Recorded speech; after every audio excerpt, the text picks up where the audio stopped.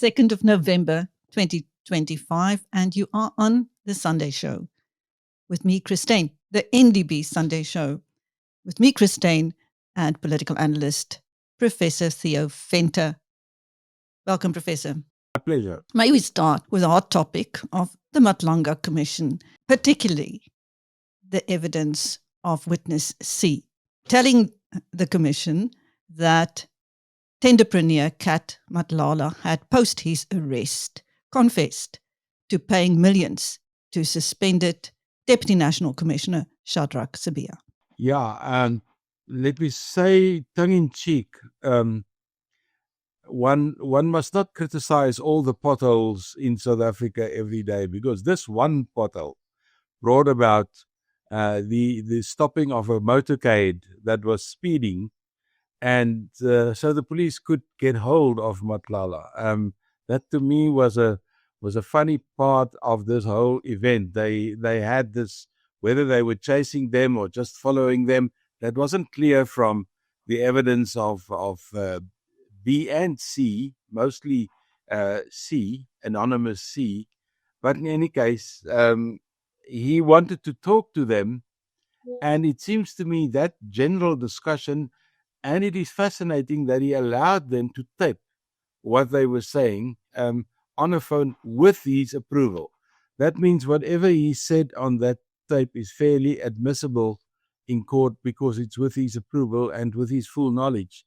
And it seems to me he knew that he was in trouble of some kind, and this is the time to spill the beans to a junior kind of police official. Because in my understanding of the status of A, B, and C is that they just detectives in the police. And of course, then he started spilling the beans. And as I listened to the evidence, not only implicating Sibiya, but also implicating the minister, and Brown Mogotsi's name came up again, and so on and so on, it was clear to me on Thursday this week that I think Mr.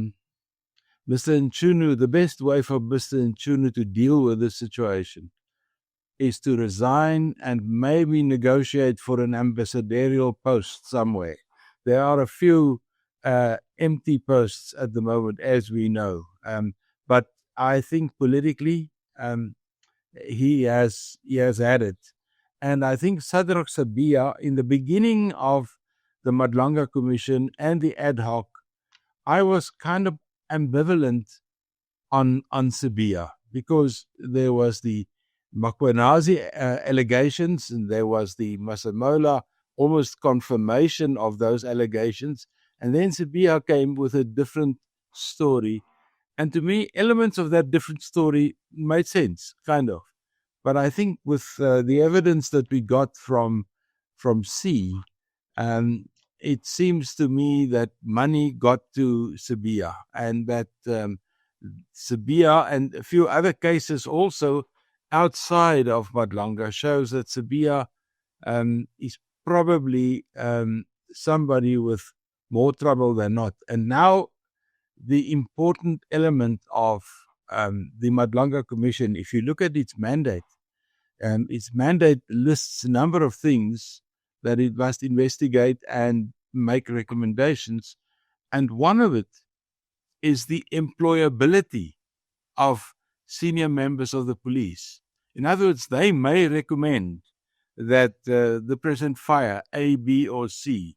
So they've got fairly wide-ranging powers, and I think they'll make those recommendations definitely. And what is nice to listen to the ad hoc commission in Parliament versus the parallel development in the Madlanga Commission.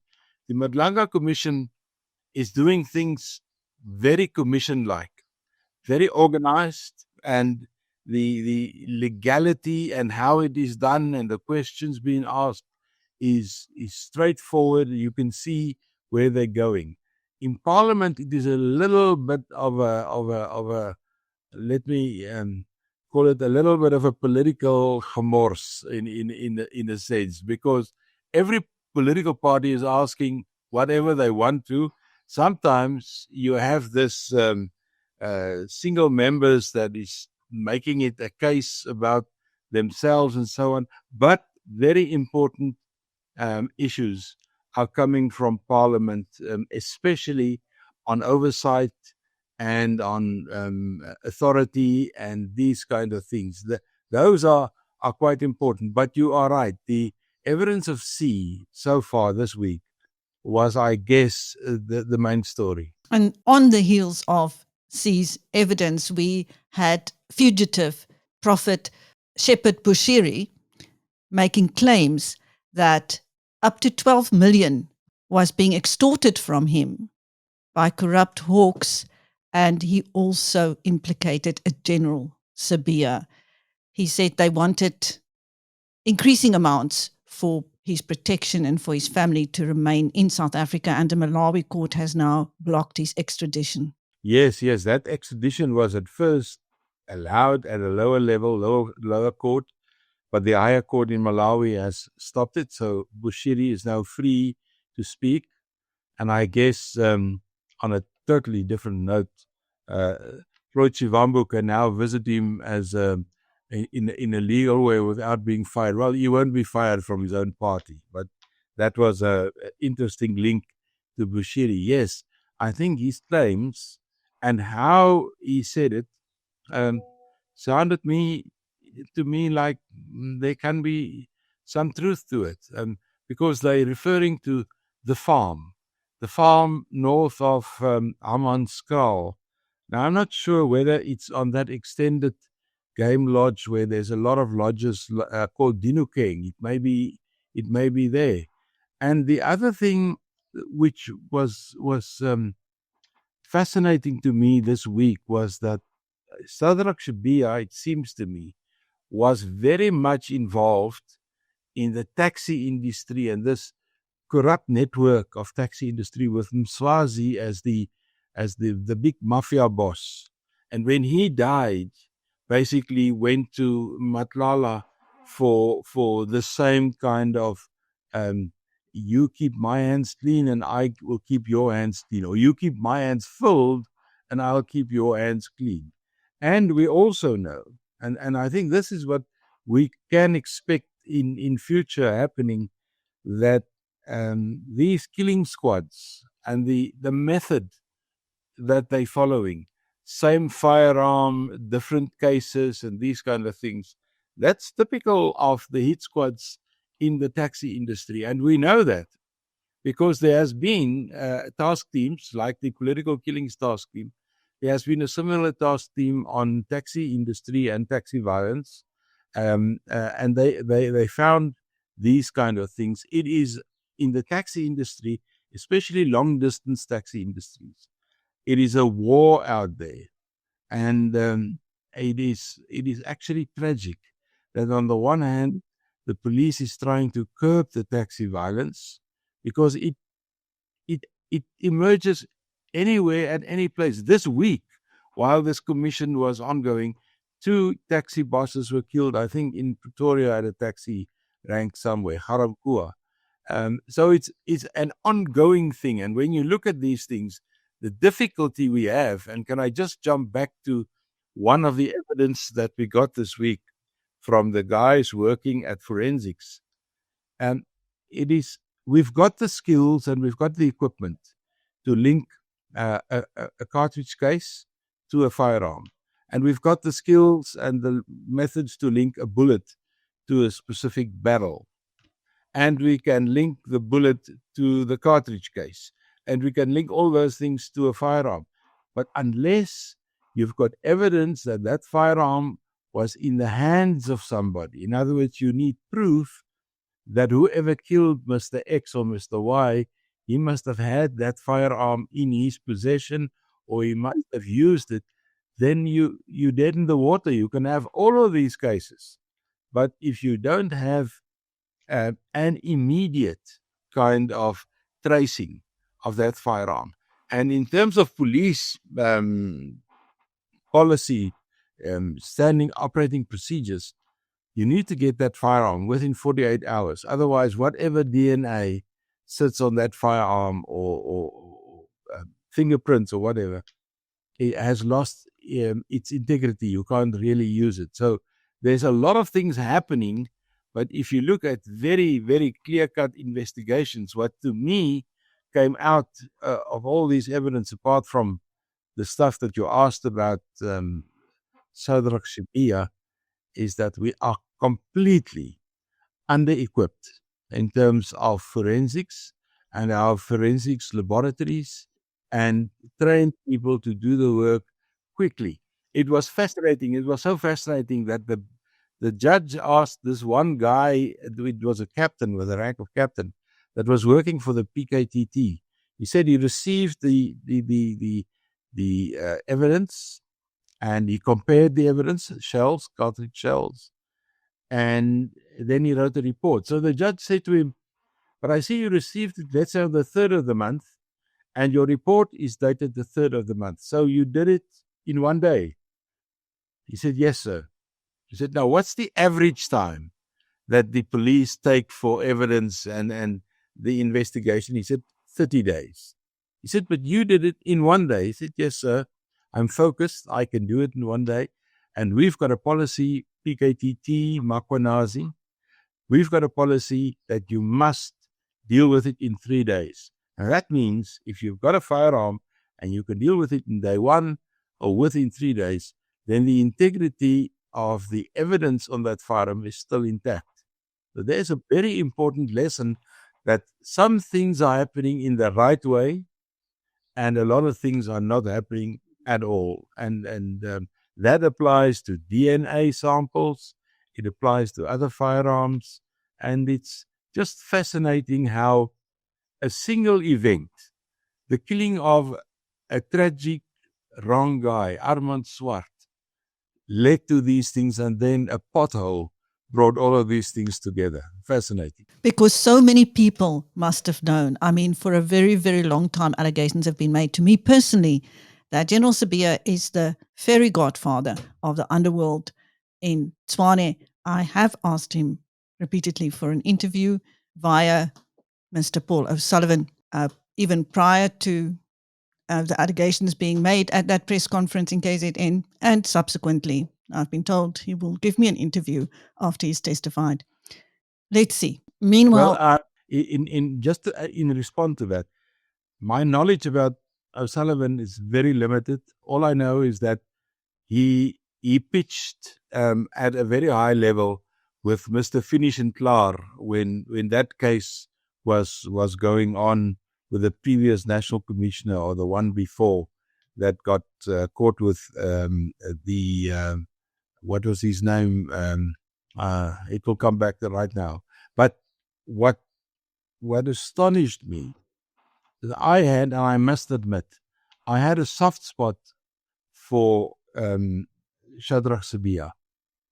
And it comes from where I met him. I met him in Pretoria at a place called Leriba Lodge. It is now closed down, but it was a meeting place where we met once a month.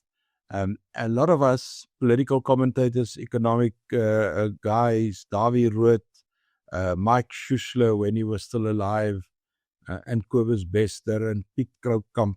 A lot of us came once a month, and then we met. Because when you do political commentary, your problem is you are doing commentary and people respond to you, but commentators need to talk to each other as well, to share information and to just develop your network. So that's what we did once a month.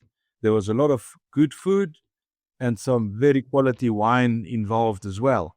But it is at Leriba where I met Robert McBride, where I met Shadrack Sibiya, where I met a lot of these guys that were then thrown under the bus by Mndluli, and it was the Zuma time. And Shadrack lost his job at that stage. And he was running around looking at things. I think that was the time when he got employed in Johannesburg, when he was that part of his time. And when he returned to SAPS, due to a court case that he won, and the court kind of instructed the police, you must go back. I think what happened to Sibiya in that off years, his network expanded, and I think that is where things went very wrong for him. And although he's claiming that this whole case is about people wanting to deny him to become the head of the Hawks, I think it's far more than that. There's a lot of people looking for jobs higher up. And the fascinating part is both himself and Mkhwanazi. One is 57, the other one is 58. The police retirement age is 60.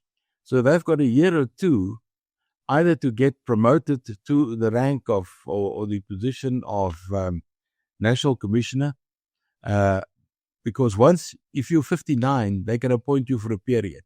But once you reach the age of 60, it becomes very difficult to deal with all these kind of limitations on age and this, that, and that, and the other. And I think a lot of these things had to do also with competition, because we know Hangwani Maumela's term is also ending sometime next year, I think. So there's really a lot of competition for that top job in the police. But more than competition, if the allegations about the corruption are true, then there is a lot to cover up. Oh yes, well, that we've seen this with previous police commissioners, and this is if we go back in the history of the police, the last guy that served out his term was basically Commissioner Fivers, and after that, Jackie Selebi, Ria Piega, Sitole, Pashlane, most of them left your job tail between the legs. And in business schools where I'm involved, we love quotes. It's part of the business school design is to have some sexy quotes in teaching. And of all those quotes, only one has developed an enduring validity in my case, and that is, the bottleneck is always on top. And if you look at the police, it applies absolutely. If the bottleneck on top does all these things, which the police lower down are completely aware of, then it actually gives license to the guys lower down to do exactly the same. And what needs to happen in the police is we need to get some guys that we can trust, and that is absolutely what you see is what you get. And I think Mkhwanazi is definitely one of them. If I look at his history, I'm a little worried about his position regarding the media. I'm a little worried about what he said about social media. But within a context, I can understand what he said. But it's clear to me that he is somebody that is looking at things. It's either right or wrong. It's black or it's white. Now, there's use, and it's useful sometimes. When you've got a system like the current police force where anything goes, and in this case, it starts really at the top. Because what is it that we've seen at the top? We've seen at the top where Mchunu sat in his rondavel, wherever that rondavel is, and he decided to stop the PKTT. We now know that he did not consult any one of his two deputies, which, is the beginning of stupidity. If you're a minister and you really want to restructure on your own, you would at least consult. That is what smart guys do. They consult because you don't have all the knowledge. And sometimes when you think in your rondavel, and the thing about a rondavel is it's round. There's no corners. They can't put you in a corner. You're running around in circles, and that's what Mchunu did. And he, in that instruction of his, and the way in which Sibiya executed that instruction, the missing link in this whole press is the role of Hangwani Maumela. Hangwani Maumela, and I think it was Dennis Breitenbach, that said to him, "But sir, You could have told the police minister you're out of line. You could have told the police minister, sir, in terms of legislation and in terms of how things are organized, you are now encroaching on what is my job, the operational management of the police, the day-to-day business of the police. Who are you to advise or to tell me to close down the PKTT, something that is working quite well? I'm going to stop it working quite well because I want to return to that. And then, of course, everything that we're hearing up to now. The difficulty I have with Hangwani Maumela is what he did is not unique. It's happening all over government, where ministers get too deep into the administration and administrators get too deep into politics. And this is, of course, the remnants and the results of one party being in power for 30 years. When you have the amount of power that the ANC had over the last 30 years, in political science proper, we call it a dominant one-party system. It means that there are regular elections, there are opposition parties, but one party usually wins. And it's not a unique situation. We had it in Sweden for about 40 years. We still have it in the United States, in certain states. It will always be a democratic government. In certain northern states in the US, it will always be Republican. Those are dominant party states. And when that happens, as soon as you take control, over time, you develop a bureaucracy or a civil service under you that over time becomes more and more loyal to that ruling party. And over time, 30 years, obviously your top decision makers in the civil service will be either loyal to the ANC or will be members of the ANC, depending on where you draw the line. And then if a minister comes down to you after he sat in his rondavo and he did some calculations, the right thing to do is, sir, I can't do this. But Hangwani Maumela said, I will look at it. And he went down to his people in terms of his own evidence and he said, well, this is the instruction, but I think we can maybe over time involve it. So he did not give the minister a clear no. He gave the minister maybe. And then to his own people, he said, maybe not. And we see that in many departments where there's an instruction and your civil servants don't necessarily execute that. Now, the question why I said I want to return to the PKTT. If you've got a PKTT running for 8 years, ongoing, you must now ask yourself, now, remember the PKTT is a task team that sits in the police under the leadership of Mkhwanazi in KZN, but since crime is usually network related, some of their work started happening in Vereniging or Gauteng or wherever, and some of the work is in the Eastern Cape. Why do you need a task team? This is now an objective question. If you have a division of the police called the Directorate of Priority Crimes, or the Hawks, what went wrong in the police? Now, it seems to me it is all about resources. The police, the normal police, public order policing and so on, are very poorly equipped in terms of resources. They really have a hard time. We've got some very good policemen, but they don't have buckies, they don't have fuel, they don't have this, they don't have that. Then you've got the Hawks. Previously, the Scorpions. They apparently are better equipped. They've got faster cars, they've got more petrol, and they've got more resources. And then you've got a task team. With a task team, you've got a ring-fenced budget. You submit a program. The program is then funded. And within that funding model, you have got a lot of versatility and a lot of flexibility to arrange things. So that's why task teams are sometimes a far better mechanism to deal with crimes. If you want to, for instance,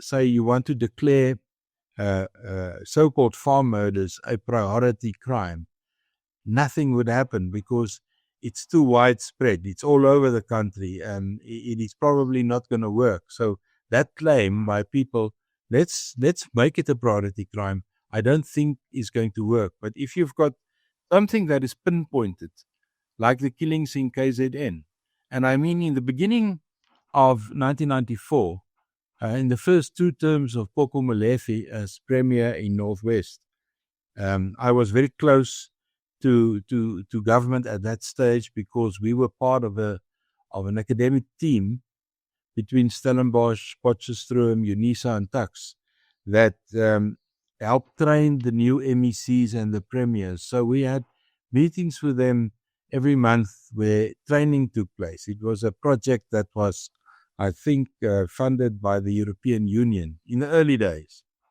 And at one point, Popo Molefe called me and he said to me, I must assist because the political killings in KwaZulu-Natal, this is now 95, 96, 97, they all lead to Tosca in the Northwest province.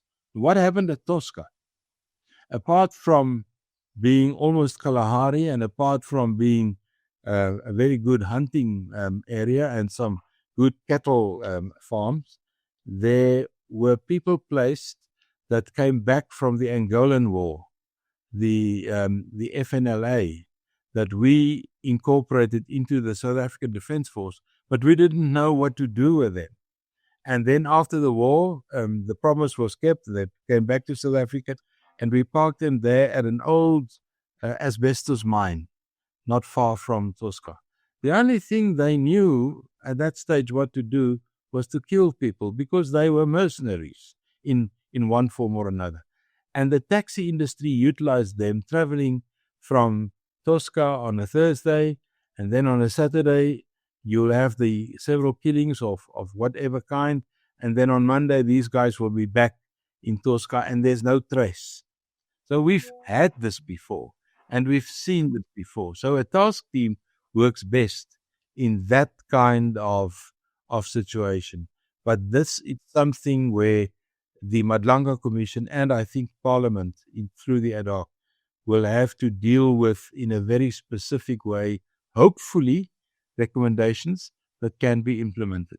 Now, some people have remarked on the timing of the minister's decision following members of that team being involved in the arrest of alleged murder mind and alleged friend of the minister, TK Molefe. Yeah, you can add Matlala to it as well. I wasn't impressed by the minister's way in which he dealt with these issues in front of the ad hoc committee. Him as well as his one deputy, they were trying to circumvent questions. They were trying to play smart. They were trying to give questions that just wouldn't take you forward. So I would like to see what he's going to do when he's at Madlanga, where the questions are far more direct, and the judge, it seems to me, Madlanga is very, very clearly focused on what he wants to know and how he would like to know it. And 2 or 3 people already had to make apologies for, especially this one guy from the Hawks this week, was it Brigadier Kleinkie? And that obviously there was a problem there. And this Captain Kruger that had to go and find out what's going on. And so it seems to me, there again, the challenge is whether the PKTT is at Molefe's house or the Hawks. It doesn't matter because they're both part of the police. But it seems to me there's a big competition, a territorial competition almost, between these things. And I think part of it is that. But I think you're quite right. The timing here is of the essence. And the timing tells me, with the intervention of somebody like Brown Mogotsi, which is somebody well known in Northwest, but he's a low-level player in politics in the province. He's not a big. How he and the minister got so close, and it now seems to me from several other sources that this thing that was claimed that 8 people were sent to the ANC's January 8 conference, all costs were paid, and this seems to me far closer to the truth. Now, I know some newspaper outlets tried to intervene or to interview all of these things. And the one guy said, well, he was just so surprised that he got this all costs paid trip. The other one said, well, no, this usually happens. So everybody gave a different answer. But the question is, yes, I am of the opinion that that Mchunu definitely made a few mistakes here. And the mistake goes much further. It implicates President Ramaphosa, because we know that Mchunu is very close to the president. As a matter of fact, almost his party agent, the man that runs his campaigns, that was very close to the CR17 situation. I've been under the impression that his premiership in KwaZulu-Natal was a fairly successful one, and that he acted okay as Minister of Water Affairs. At least that dam in Clan William is now being built after 10 years of not getting the thing off the ground. So he had a few things going for him. So this came as a shock. But we were warned ahead of time. We were warned that the Zondo Commission is taking a look at state capture. It is a focus on a specific part of the ANC. Let's call it the Zuma faction. But state capture in a different form or networks is still continuing. We saw that in COVID, and with this case coming out, I think we can still see it going on. The ANC is now part of, I would call a kind of a triangle of crime, because you've got on the one corner of this triangle the politicians, you've got on the other corner of this triangle the police, and you've got on the third corner of this triangle these crime networks. The crime networks consisting out of tenderpreneurs and the taxi industry. And we know, and we've said it several times already, that you will not stop corruption until you've stopped corruption at the lowest level. In other words, if you go down to a local municipality and you see who gets the tenders, who can transport water, and the ANC makes money out of that, not only for them individually, for the party. So the party becomes part of this crime, this triangle of crime. It actually sits in the middle. It facilitates this relationship. And the police on this side must now be kept in a situation where they don't make things difficult. And there you can tick Sibiya, but you can't tick Mkhwanazi. I mean, it was impressive a day or two ago when Mkhwanazi spoke to police and to traffic people at a passing out parade, where he said, nobody in this coming Christmas season will take a bribe. And if somebody offers you 100 rand when you want to give him a ticket, you take this man in custody. Nobody takes a bribe, not on my watch. That's the kind of message that we must get, but very few has got the guts that Mkhwanazi has. Well, President Cyril Ramaphosa has often been accused of being spineless or being a man who walks next to his shoes, and the Democratic Alliance is now accusing him of covering for his nephew by marriage, the Thembisa Hospital looting kingpin, Hangwani Maumela, and somehow investigations are not going forward involving more health contracts. Now, this is a man whose assets have been confiscated, but he walks free. And it's very hard for people to explain that. Can you?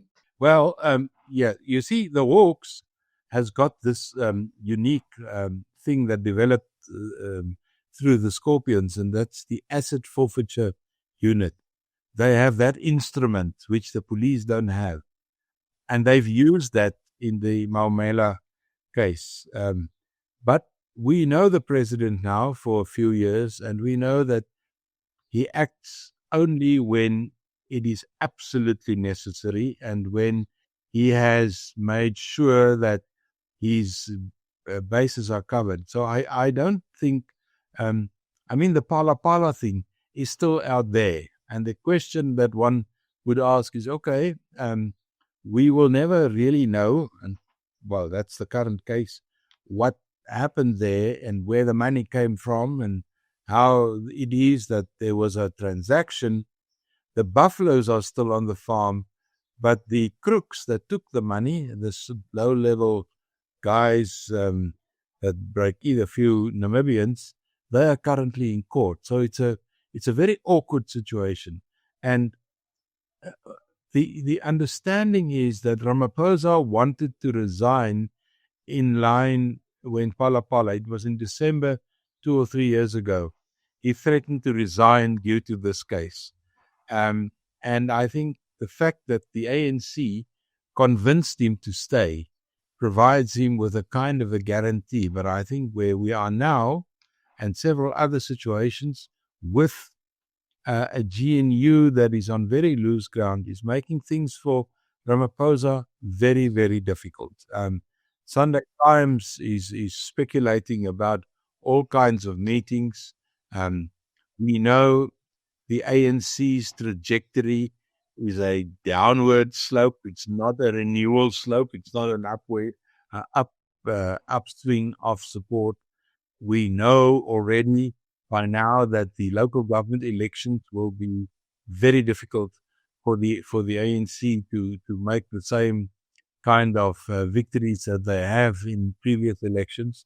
And all of these things are coming down on a precedent that takes a very long time to decide. And I think on this case, more action must be forthcoming. Now, I'm expecting the Hawks that is currently looking at it.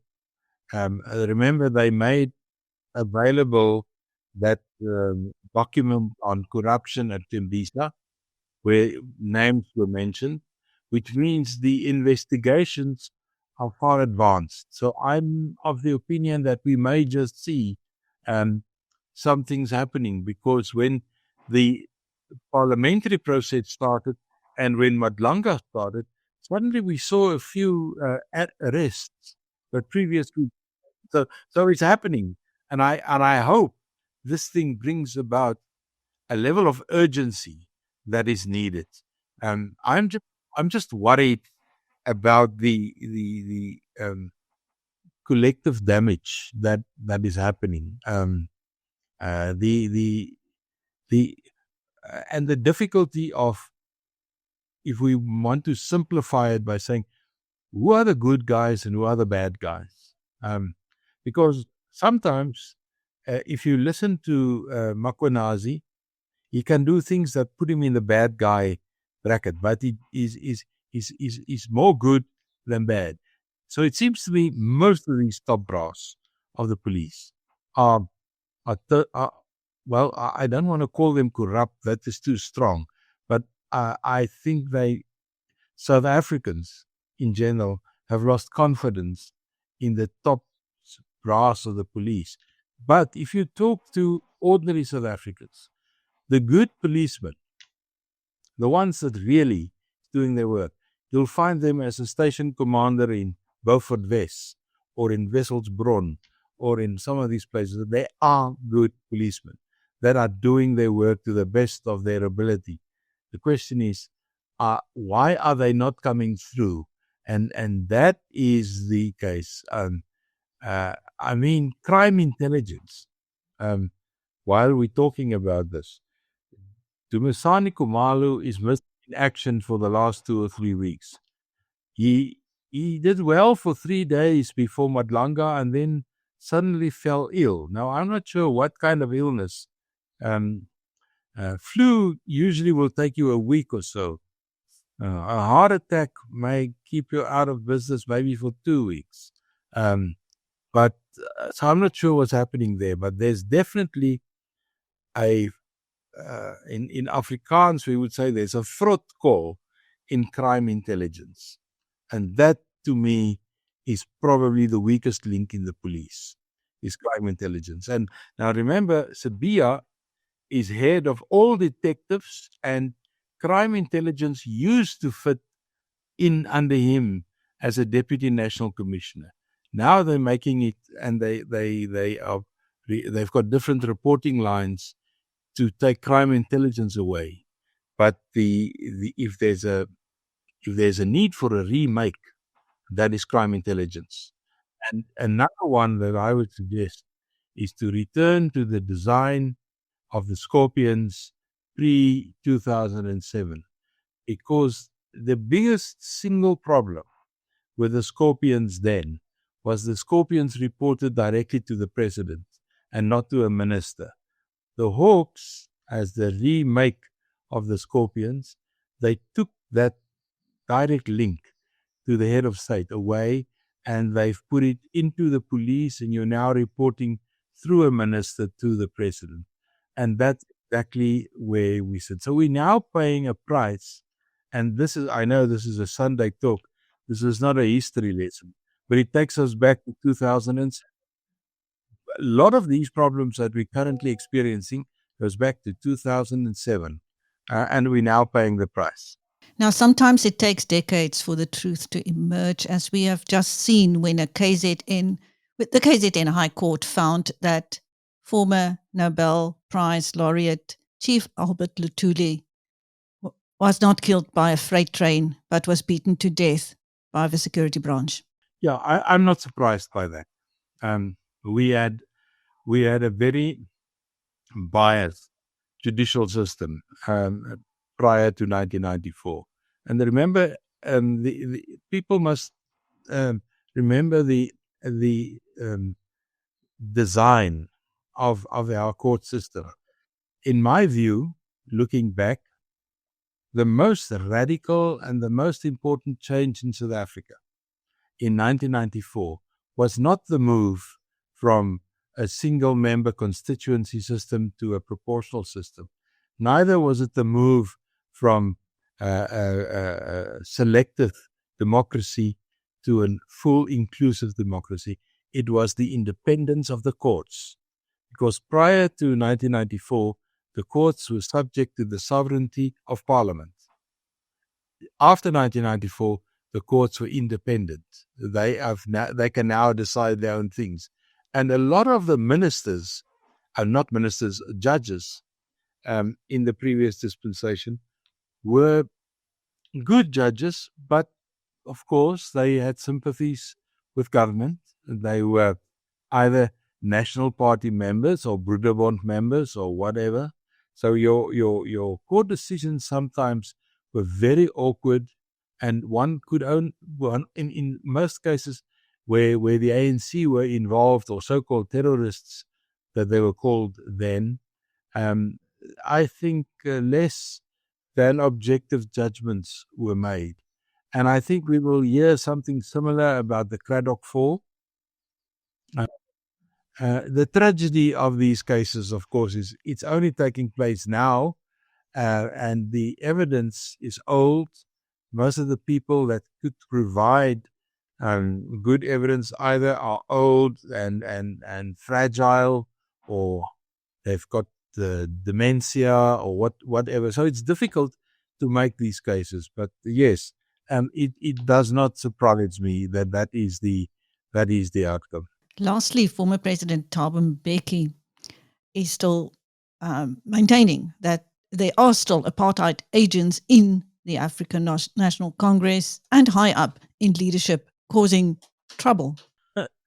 Yeah, I will never forget the first of the important ANC conferences took place in Mafikeng. I think it was 1997 or 1998.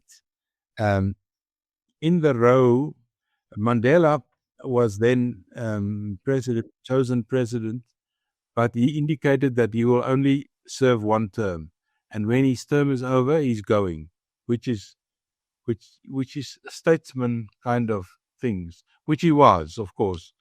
But behind him stood 4 people in line for deputy president. There was Thabo Mbeki, there was Cyril Ramaphosa, there was Matthew Sposa, and there was Jacob Zuma. And then out of those 4, if Chris Hani was alive, he would have been there as well. There would have been 5. Out of those 4, Mbeki was chosen.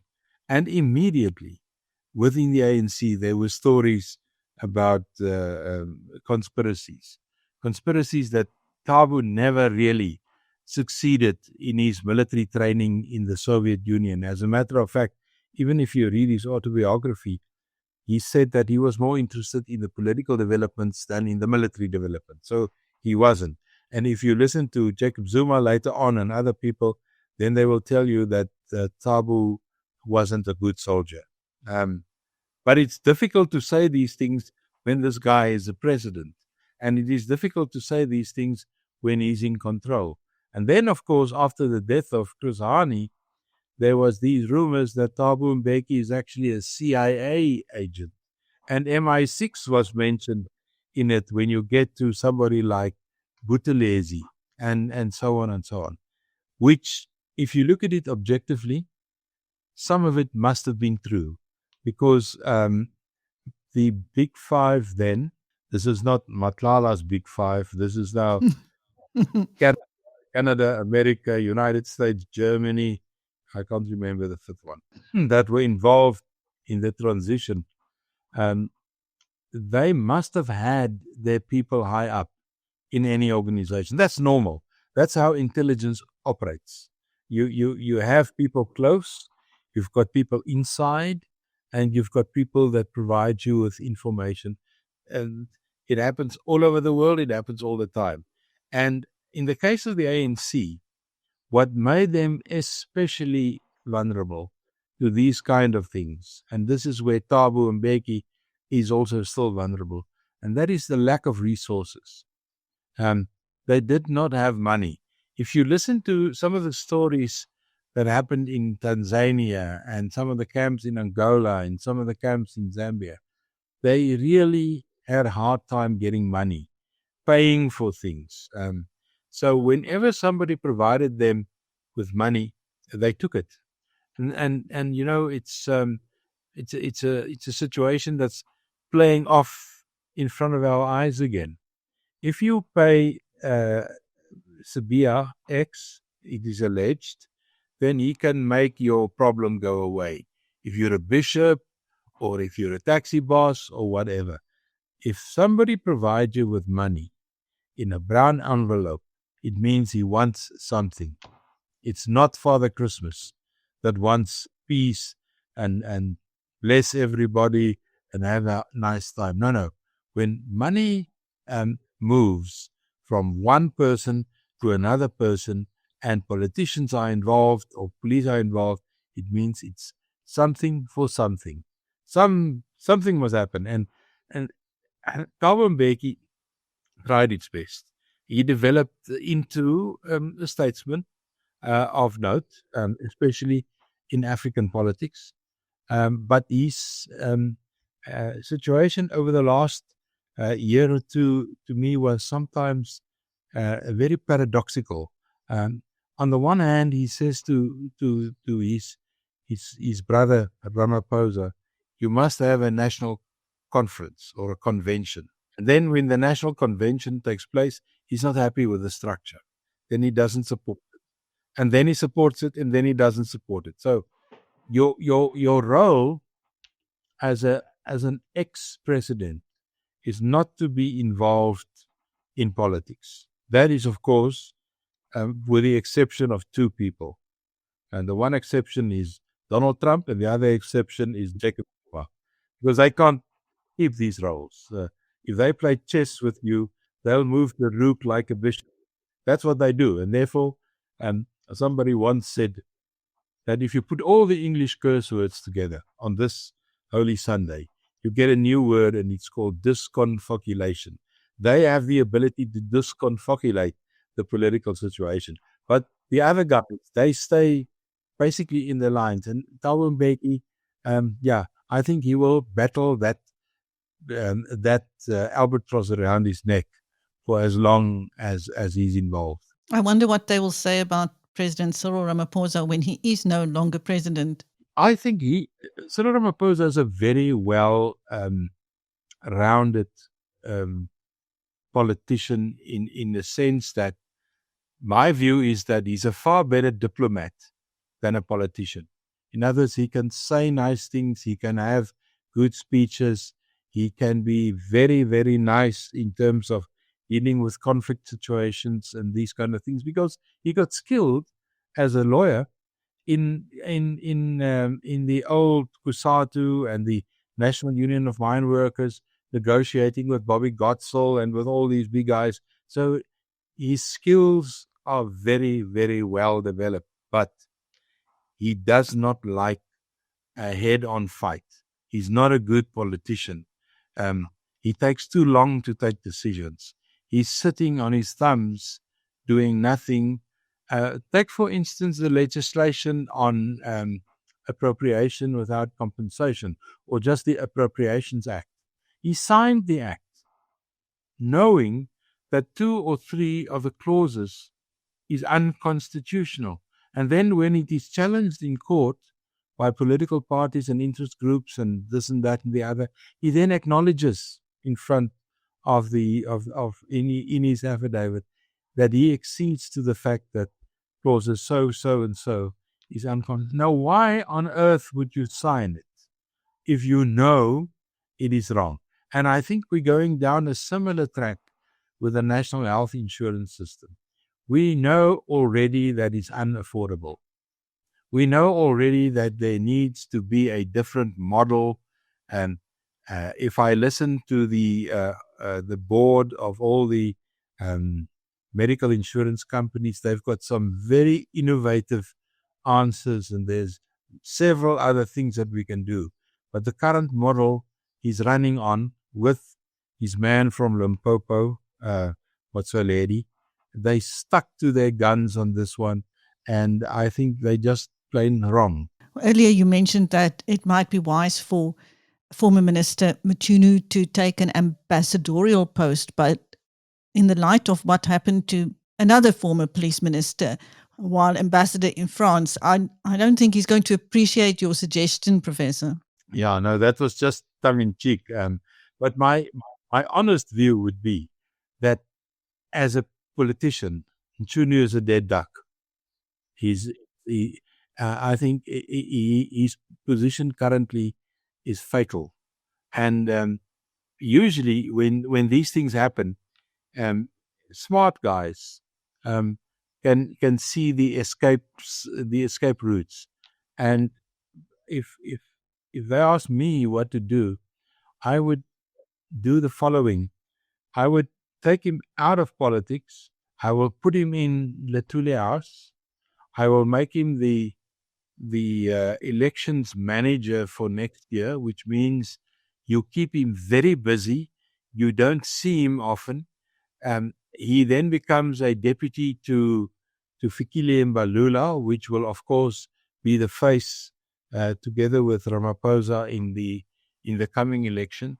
And through that, almost sanitize him through taking him out, giving him another job, and then bringing him back. They're doing that with Malusi Gigaba at the moment. Malusi Gigaba was a persona non grata after the Zondo Commission. And now he's chairman of, I think, the Defense Committee in Parliament, and they're keeping him busy, and slowly but surely. Remember, Malusi Gigaba was in the beginning, before he became so involved in all kinds of alleged corruption and things, he was the kid that the ANC had in mind as president in 10 to 15 years. He lost that. So the ANC is busy with that. I call it political sanitization.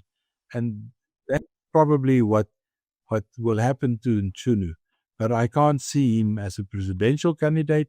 I can't see him as anybody that is going to stand for any position unless he takes the way out of politics now and do something else. Because your institutional memory of public, in terms of politics and in terms of stupid things that you do, it is my view that the public memory is about 3 days. If you've done something on Monday, by Thursday, most people would have forgotten about that. But there are some people with long memories. So you need to manage the long memories. And the media plays an important role as the repository of some of those things that you can go back and see what happened there. This was done in an interview, or this was written in a piece, just to take that up again. In the case of Mchunu, I think this is the end of his political career. And of course, ambassadorial posts, I know the one in France is vacant, as well as the one in the United States.